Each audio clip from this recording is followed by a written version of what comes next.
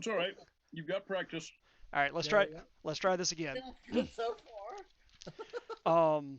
Hey, Hey, here's Joe. Joe. Oh, hello. Hey, Hey, Joe. Joe. All right, so I'm recording, and I'm gonna go again now. Okay, thank you. Um. As of last reporting, 2,000 people a day are still dying from COVID-19. This is because of a lack of action on both the American citizens' part, but as well as the American government's part.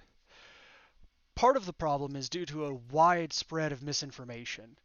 We know that the procedures that the WHO and CDC put in place work, not only because of the fact that they have professional epidemiologists and doctors, but also because history has shown us that their strategies work. Smallpox has been all but eradicated except for in labs. Uh, Polio, type 2 and 3, has all but disappeared. Type 1 is the only form of polio that still exists, contagious, and that only exists in Nigeria. Swine flu was destroyed in a few short years thanks to vaccines and safety procedures. So we know they work.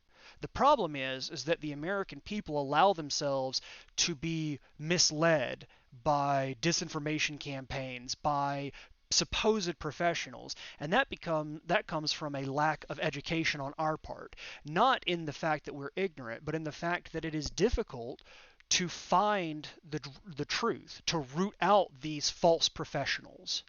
But more so than that, the government has become very lax in doing anything to try and root out these spreaders of false information. The main two points that I think would help change not only the course of this epidemic, but of future epidemics, is a two-part plan, a micro and a macro solution.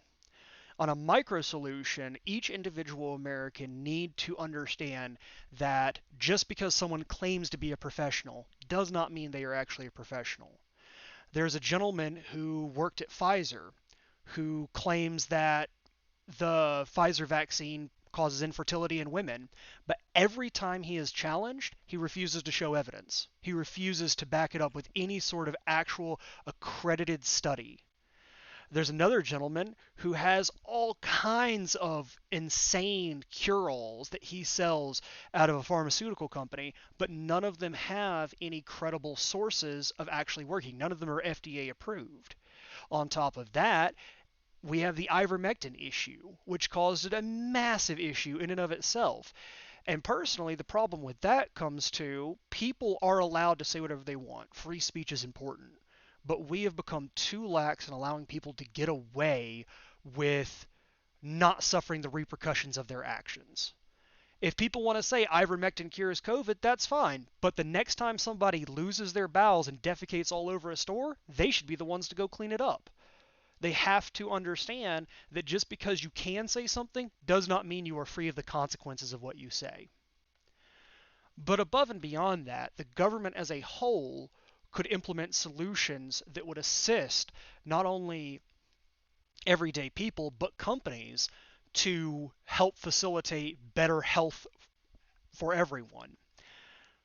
Primarily, one of the big things I think they could do, and this ties back into educating the common day people, is creating a politically neutral website and news station that provides real, sourced, and vetted information.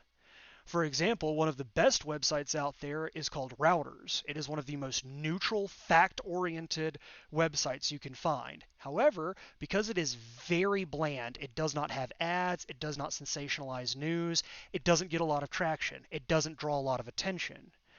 If there is some way that we could take the sensationalization or the circus that most modern news stations are, but give them that grounding in solid information, it would do a lot of good to help just educate everyone on a daily basis.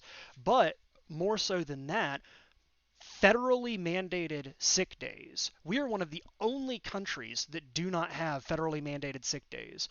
Almost every country, first world country out there, has a 5-day leniency for flu like symptoms.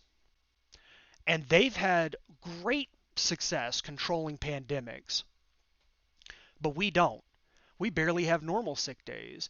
Moreover, to the point, people are so scared to take sick days because of problems of health insurance. Oh, you have to have a doctor's note, things like that. And the problem is, these insurance companies are not giving any kind of motivation to get vaccinated. In New York, for example, they've actually started punishing people for not getting vaccinated.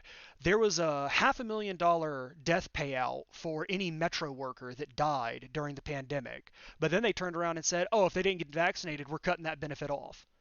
And that doesn't help anybody. It just punishes them for something that, yes, is available, but especially in somewhere like New York, could be hard to get. But if there was some sort of incentive, even if it was just $200 off of your yearly payment for your insurance, that would go a long way to help just encourage people. Give them the carrot, not the stick, is what I'm trying to say. But in conclusion, on a micro scale, we can do better to identify and correct misinformation, as well as follow the CDC and other regulatory guidelines that have been proven to work time and time again. And on a macro scale, the government could assist in providing both proactive programs to reduce the spread of not just COVID but other diseases, but also help incentivize certain programs that could help reduce super spreader incidences. And that's my talk. Cool. I think Uh, it's good. I thank think you you. gave me some good information actually.